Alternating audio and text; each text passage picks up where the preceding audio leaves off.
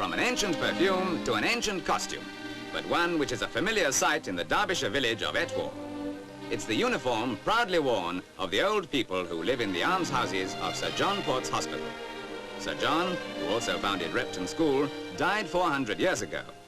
He bequeathed the original almshouses in his will for 6 of the poorest of Etwall parish, adding that they should have weekly, forever, 20 pence apiece. Nowadays, the 20 pence has grown and is, of course, in addition to their old age pension. For through the centuries, other endowments have been added to Sir John's original bequest.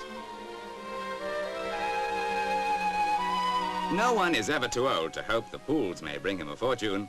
Major Betterton, chairman of the trustees of the hospital, helped 79-year-old Bill Edwards make his selection, with additional advice from 82-year-old Bill Holt, the oldest inhabitant. Meanwhile, the chaplain, Canon Kidson, watches Mrs. Susan Bailey, 75, and Edith Lindors, 81, at their sewing. Edith, though not quite the oldest, has been here longer than anyone else. No one is idle at Sir John Port's Hospital, not because they are compelled to work, but because these men and women in the autumn of their lives are a contented community. And where there is contentment, there is activity. Leisurely activity, certainly, for they have earned their rest.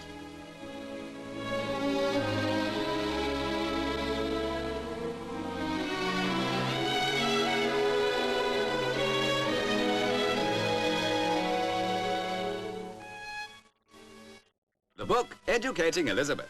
The reader, 72-year-old Mrs. Sarah Jane Swan.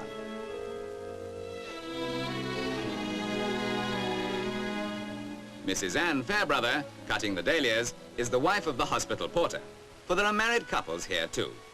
There have been many changes at Etwall since the first almshouse was built in 1557, but although it has expanded and improved, the original spirit remains. Without a break for 400 years, Sir John Port's Hospital has provided homes for the aged and the needy, which adds up to an impressive total of human happiness.